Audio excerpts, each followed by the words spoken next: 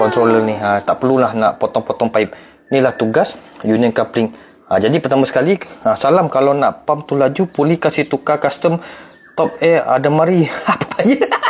Kalau nak laju, kena tengok horsepower pump tu. Apa-apa je. Puli kau tukar je. Controller ni je rosak. Sama ada dia dalam controller ni dia ada diaphragm. Diaphragm tu dia akan baca pressure dalam air ni dan dia akan tolak switch. Yang kedua, dia ada non-return device lah. Maksudnya bila pakai pump dan tiba-tiba air tu panas. Bila air tu panas, jadi probably masalah dia biasa pump. Pump je bermasalah sebab dia running yo. Lama-lama pump tu je jadi panas. Okey, itulah adalah salah satu simptom pump ni dan betul lah. Jom. Ni nak cerita ni lah pump dekat Muhammad Dan. Muhammad Dan ni ada banyak tangki lah. Ada 1, 2, atas tu ada 2, 3, 4. Dulu palung 2 ni masalah dia air pressure tak kuat.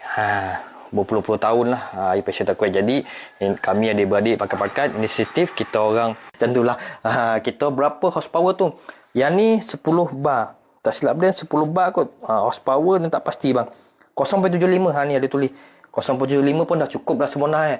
Sebab 0.75 walaupun banyak unit kita pakai je, ada air je, sekadar air dah okey dah. 0.75. Kalau ground frost tu tak silap Dan 10 bar. Ground frost skala tu 10 bar tak silap Dan. Kalau ground frost yang model lama tu 1.8 kau 1.5. Korang kena semak balik untuk model-model pump. Tapi kalau biasa macam 0.75 tsunami ni horsepower dia dah cukup dah. Untuk 3 biji rumah pun dah boleh supply. Air dalam pump ni dia akan panas. Jadi kita buka pipe panas lah macam air water heater. Jadi tugas Dan hari ni dia nak tukar pressure ni.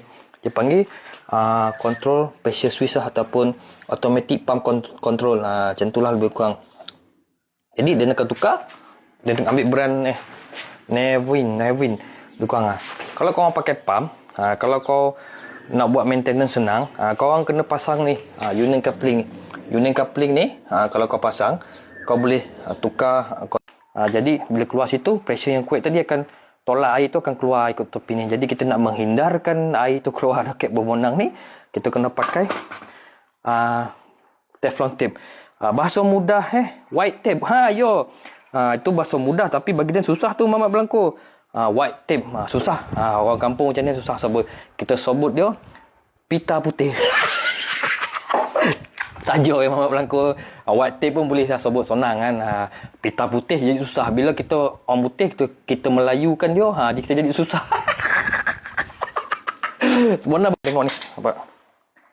Bila ni jadi controller ni kita tak payahlah nak cabut apa. Dah terbukaan air pipeline semua dia dah tutup. Mana air ni keluar biasalah.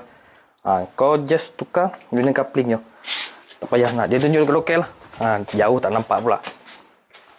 Ni dia panggil union coupling. Kata macam mana? Nampak tak? Kau nampak? Union coupling ni. Coupling ni kalau kau tukar pump, dia sudah